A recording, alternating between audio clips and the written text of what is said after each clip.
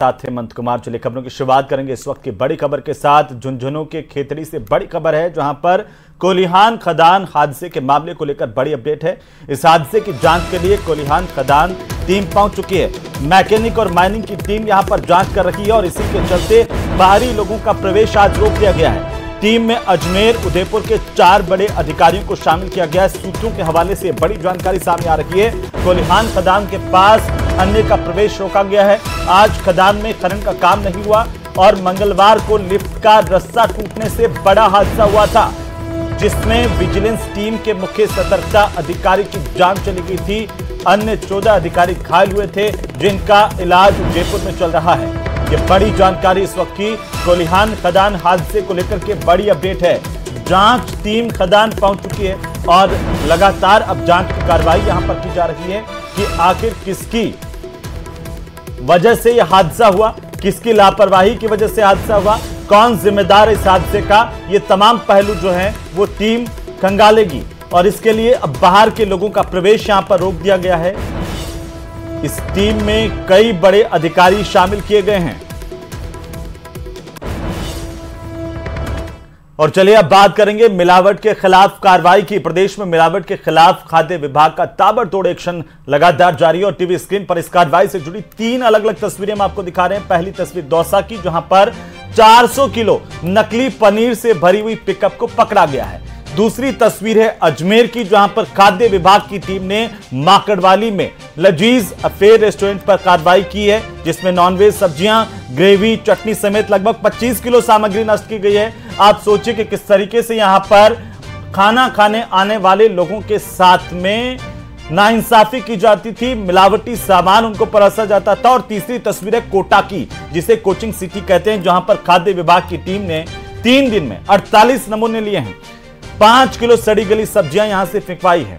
तो ये 3 अलग अलग तस्वीरें बताती है कि मिलावटी जहर किस तरीके से सप्लाई हो रहा था। दौसा, अजमेर, कोटा की तस्वीरें। सबसे पहली तस्वीर में देखिए 400 किलो नकली पनीर यहां से जब्त किया गया। अजमेर और बाकी जगहों पर भी कार्रवाई की गई है। और अगली खबर झुंझुनू से, जहां पर गैस कंपनियों से बातचीत करने के लिए खाद्य विभाग 5 और 2 किलोग्राम के गैस सिलेंडर अब राशन की दुकानों पर उपलब्ध करवाने की तैयारी कर रहा है। इन गैस सिलेंडर्स को बेचने से राशन डीलर को जहां पर मोटा कमीशन मिलेगा, तो वहीं घर से दूर रहकर दूसरी जगहों पर मजदूरी करने वाले विद्यार्थियों को अब गैस कनेक्शन के झंझट से छुटकारा मिलेगा। खाद्य विभाग ने 5 किलो के सिलेंडर का नाम छोटू रखा है, तो वहीं 2 किलो के सिलेंडर का नाम रखा है मुन्ना। अब डीएसओ के जरिए सभी राशन डीलरों से प्रस्ताव लिए जा रहे हैं। छोटू और मुन्ना इस तरह से बेचे जाएंगे और जो इन सिलेंडरों को उपलब्ध करवाने के इच्छुक हैं, पहले ये योजना सिर्फ सीकर, कोटा, जयपुर में पायलट प्रोजेक्ट के तौर पर लागू की जा रही थी, लेकिन अब इसे पूरे प्रदेश में लागू करने का प्लान किया गया है।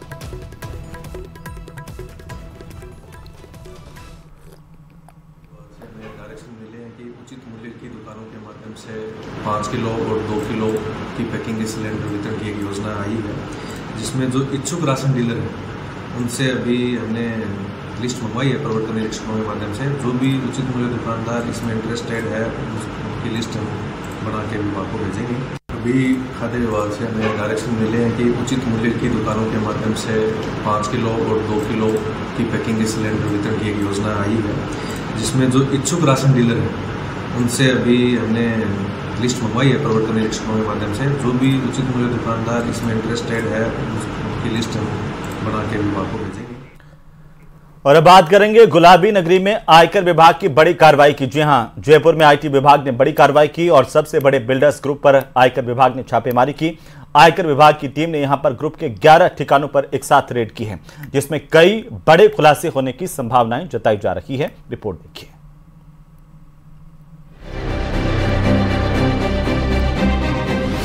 जयपुर में आईटी विभाग ने की बड़ी कार्रवाई।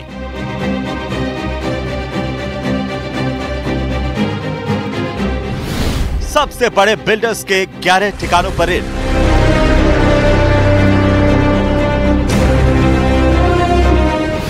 कुछ ही मिनटों में मिला कैश का जखीरा।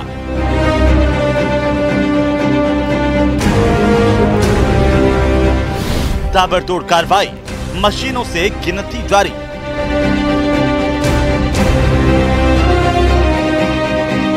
राजस्थान में आयकर विभाग की इन्वेस्टिगेशन विंग ने छापे की बड़ी कार्रवाई की है। इस वक्त हम ARL ग्रुप समूह के जो मुख्य बिल्डिंग है उसके सामने खड़े हैं, जहां पर आयकर विभाग की टीमें कार्रवाई में जुटी हुई हैं। राजधानी जयपुर में 11 से ज्यादा ठिकानों पर आयकर इन्वेस्टिगेशन विंग ने जो है रेड मारी है। यहां पर जयपुर के साथ साथ बगरू और अन्य जो बिंदायका औद्योगिक क्षेत्र हैं वहां पर इस ग्रुप के जो दूसरे कारोबार हैं, फैक्ट्रियां हैं, वहां पर छापे की कार्रवाई की जा रही है। आयकर विभाग ने उत्तर भारत के सबसे बड़े कारोबारियों में से एक ARL ग्रुप ऑफ कंपनी से जुड़े ठिकानों पर छापे की कार्रवाई की है। ARL ग्रुप की अक्षत बिल्डर्स ग्रुप समेत 1 दर्जन से ज्यादा सहयोगी कंपनियों पर जयपुर, बिंदायका और बगरू में आयकर विभाग की तरफ से ताबड़तोड़ छापेमार कार्रवाई की गई। आयकर विभाग की टीमों ने ग्रुप से जुड़े 11 ठिकानों पर एक साथ छापे मारे हैं। छापे की यह कार्रवाई नंदकिशोर जैन, सुनील जैन, अंकित जैन, अक्षत जैन, पदमचंद जैन, जुगल भनोट के ठिकानों पर की है। ग्रुप रियल एस्टेट में बहुत बड़ा नाम है और इस ग्रुप के जो मालिक हैं वो क्रेडाई राजस्थान जो बिल्डर एसोसिएशन की सबसे बड़ी संस्था है उसके अध्यक्ष के रूप में भी इनको बताया जा रहा है। चूंकि अक्षत ग्रुप के द्वारा रियल एस्टेट के साथ साथ बहुत बड़े पैमाने पर जिस तरीके से बिल्डिंग मटेरियल ऑर्गेनाइजेशंस की दिशा में काम किया जा रहा था, बताया जा रहा है कि बिल्डिंग मटेरियल के निर्माण के क्षेत्र में ये उत्तर भारत की सबसे बड़ी संस्था है। जो सीमेंट के पाइप और सीमेंट की जो स्पेशल चीजें बनाई जाती हैं वो यहां पर बनाई जाती थी।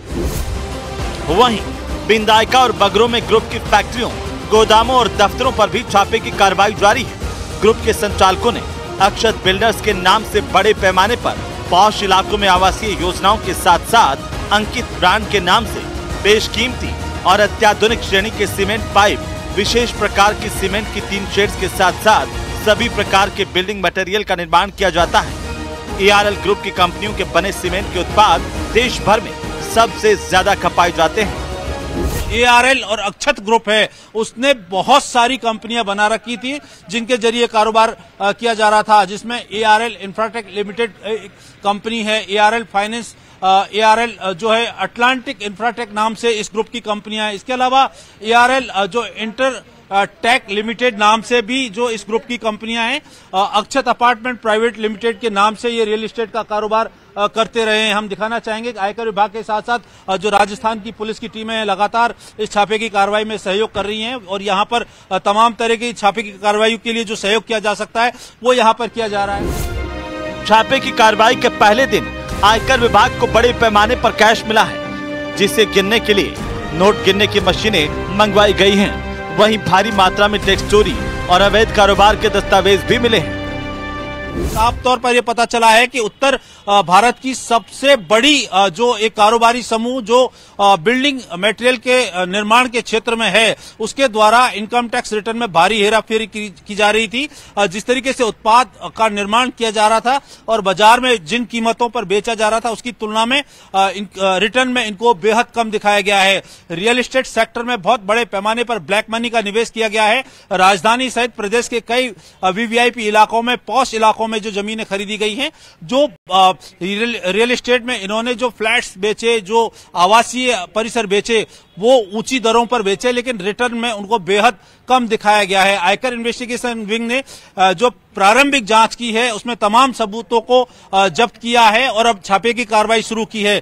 छापे की कार्रवाई शुरू हुई है। निश्चित तौर पर एक बड़े पैमाने पर काली कमाई के खुलासे की उम्मीद यहां पर लगाई जा रही है।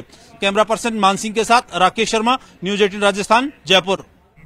पहले 15 से 20 दिन आंशिक निकासी में लगते थे। 2023-24 में 4 करोड़ से ज्यादा के दावों का निपटारा किया गया। इसमें 2 करोड़ से ज्यादा आंशिक निकासी के दावे थे। ये खास रिपोर्ट देखिए।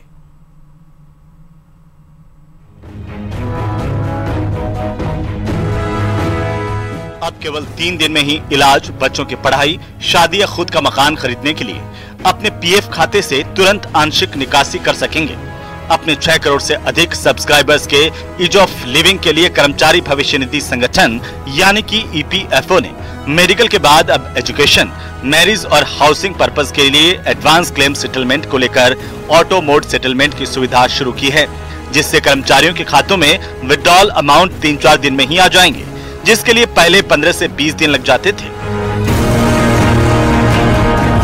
अब आपको बताते हैं कि किसके लिए पीएफ क्लेम कर सकते हैं। पढ़ाई, शादी, मकान के लिए सुविधा मिलेगी। फ्लैट रिनोवेशन के लिए पैसा निकाल सकेंगे। इलाज के लिए अब 1 लाख निकाल सकते हैं।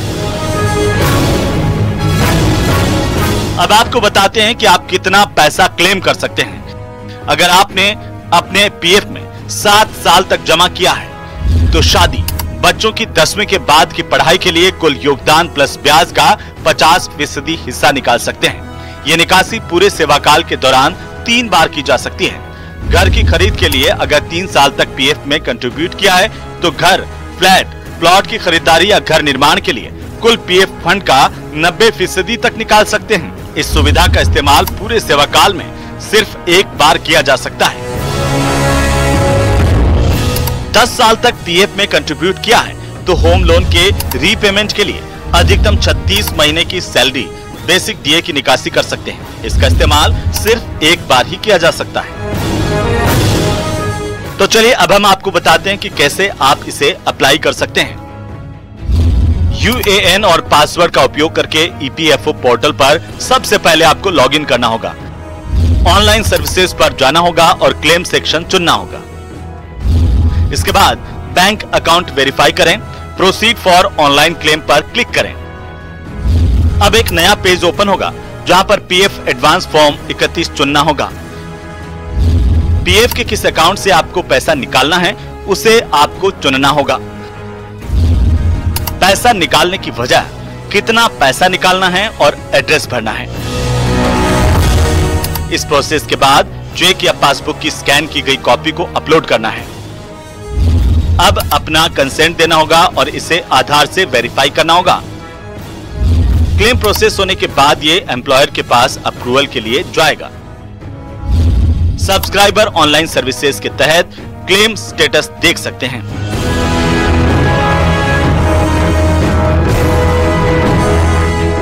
ईपीएफ ने ये जो पहल की है इससे कर्मचारियों को बहुत बड़ी राहत मिलेगी।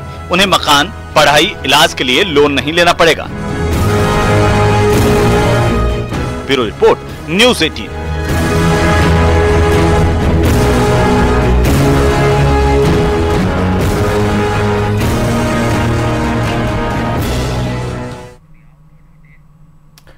मौत कब, कहां और कैसे आ जाए इसका कोई अंदाजा नहीं लगा सकता है। और ऐसा ही एक मामला झालावाड़ के मालनवासा गांव में सामने आया, जहां पर बुधवार की देर रात को भजन संध्या के दौरान 12 जिले के मोईकला ग्राम पंचायत में कनिष्ठ सहायक के पद पर तैनात जोधराज नागर भजनों पर थिरकते हुए फूल बरसा रहे थे और इसी दौरान कार्डियक अरेस्ट होने से वे अचेत हो गए और तुरंत उन्हें मौके पर मौजूद लोगों ने सारोला सीएससी पर ले जाकर चिकित्सकों से जांच करवाई, लेकिन डॉक्टर्स ने उन्हें मृत घोषित कर दिया।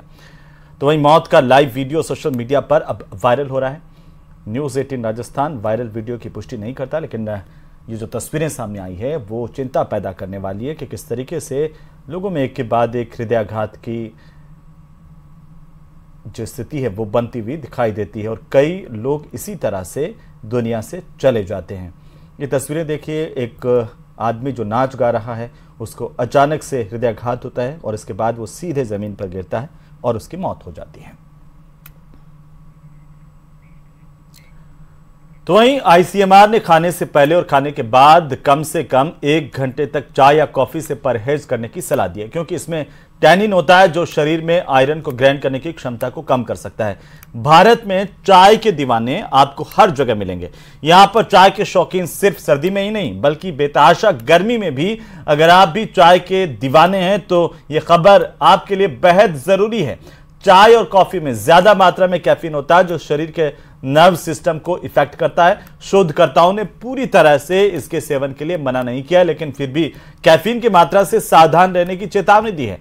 आहार विशेषज्ञ कानिका खन्ना ने कहा है कि 1 कप कॉफी में 80 से 120 मिलीग्राम और इंस्टेंट कॉफी में 50 से 65 मिलीग्राम कैफीन होता है। वहीं चाय की बात करें उसमें 30 से 65 मिलीग्राम कैफीन होता है। शरीर में एक दिन में 300 मिलीग्राम कैफीन से ज्यादा नहीं जाए। 300 मिलीग्राम कैफीन एक व्यक्ति एक दिन में बर्दाश्त कर सकता है, लेकिन इससे ऊपर शरीर के लिए यह बेहद हानिकारक हो सकता है। ICMR की कुछ गाइडलाइंस आई हैं चाय और कॉफ़ी को लेके। तो अगर हम चाय और कॉफ़ी बहुत ज़्यादा मात्रा में लेते हैं तो उससे हमारे शरीर में कैफ़ीन की मात्रा बढ़ सकती है, क्योंकि कॉफ़ी में होता है कैफ़ीन ऑलमोस्ट 80 to 120 मिलीग्राम, चाय में होता है अप टू 65 मिलीग्राम। तो अगर आपके शरीर में 300 मिलीग्राम से ऊपर कैफ़ीन चला जाएगा तो कहीं ना कहीं ये शरीर के लिए हानिकारक हो सकता है। इसी के अलावा चाय और कॉफ़ी में एक ऐसा कंपाउंड होता है जिसे हम टेनिन्स कहते हैं।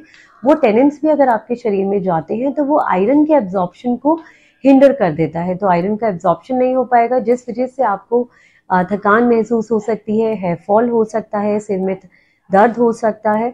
तो कोशिश करें चाय और कॉफ़ी ज़्यादा नहीं पीनी है, और अगर पीते भी हैं आप तो उसका कंजम्पशन कम कर दें, खाने से 1 घंटे पहले या खाने के 1.5 घंटे के बाद ही लें।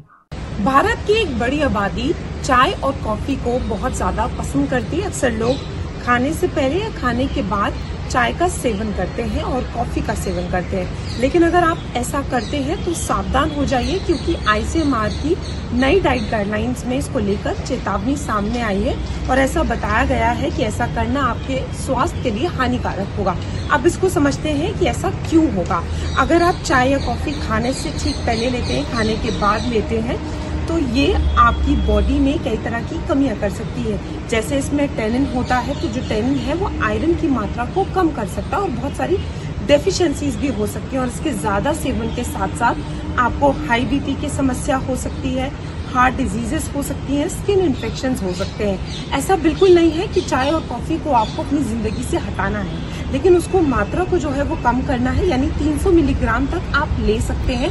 और बहुत ज़्यादा ज़रूरी है कि जब आप खाना खाएं तो उससे 1-1.5 घंटे का गैप हो, यानी खाना खाने से पहले और खाना खाने के बाद कम से कम 1 से 1.5 घंटे का गैप होना बहुत ज़्यादा ज़रूरी है, क्योंकि दोनों चीज़ों में जो है कैफीन और टेनिन की मात्रा होती है, जो कि काफ़ी सारी दिक्कतें कर सकती है। इससे बचाव के लिए ज़्यादा ज़रूरी है कि इन सब बातों का ध्यान रखा जाए। दिल्ली से न्यूज़ 18 के लिए फराह खान।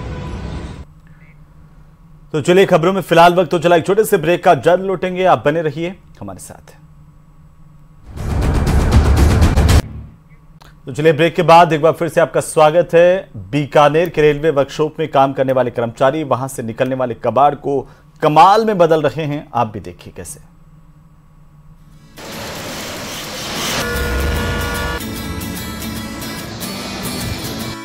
बीकानेर का waste to wonder, railway workshop में कर्मचारियों का कमाल, कबाड़ से जुगाड़ के अनोखे इनोवेशन।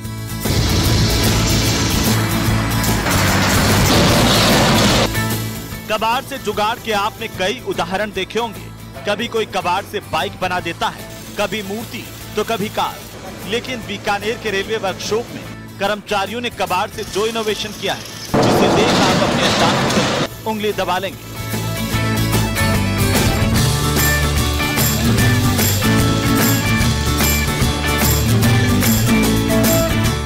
दरअसल 98 साल पहले बीकानेर में स्थापित हुए रेलवे के कैरिज और वैगन वर्कशॉप में बोगी मेंटेनेंस का काम किया जाता है, जिसमें हजारों टन कबाड़ निकलता है, जिनका निस्तारण करना हमेशा से ही एक बड़ी समस्या रहा है। लेकिन यहाँ काम करने वाले कर्मचारियों ने इस कबाड़ के यूज का सही तरीका निकाल लिया है और वो स्क्रैप से कई तरह के टूल, ट्रॉली, मॉडल और बाकी कई उपयोगी आइटम्स बना रखे हैं। और कई बार अपने अनोखे इनोवेशन के लिए इस वर्कशॉप को रेलवे बोर्ड स्तर पर सम्मानित भी किया गया है।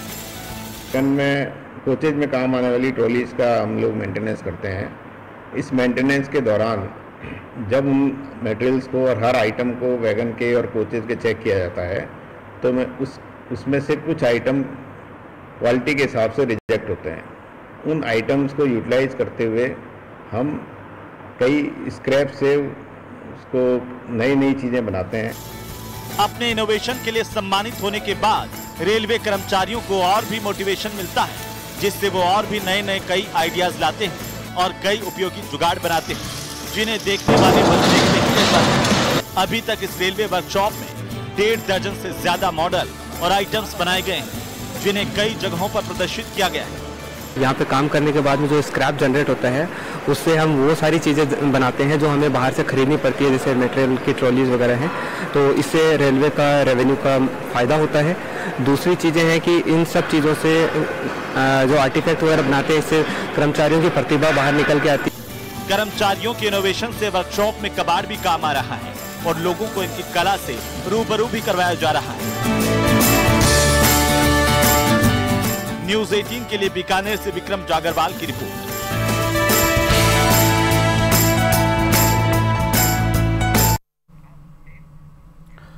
तो राजस्थान की राजधानी गुलाबी नगरी का परकोटा विश्व विरासत में शुमार है, लेकिन आज हम आपको ये बताएंगे कि चार दीवारी के इस परकोटे के 7 दरवाजे किन हालातों में हैं। रिपोर्ट देखिए। जिस पहचान को निहारने के लिए पर्यटक 7 समंदर पार से आते हैं, यूनेस्को विश्व विरासत का खिताब पा चुके जयपुर के परकोटे के उन 7 दरवाजों के क्या हाल है, इसको लेकर आज हमने किया ग्राउंड जीरो से रियलिटी चेक।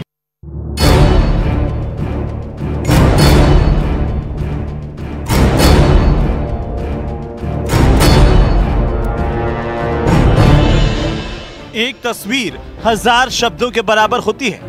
यकीन नहीं तो दर्द और बदहाली की दास्तान सुनाती इन दीवारों को सुनिए।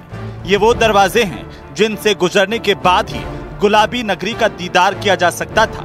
परकोटे में प्रवेश के लिए बनाए गए दरवाजे रियासत काल से लेकर आज तक शहर का सुरक्षा कवच माने जाते हैं। ये बात और है कि जयपुर के ये सुरक्षा कवच आज सुरक्षा करना तो दूर, अपने वजूद की लड़ाई लड़ रहे हैं।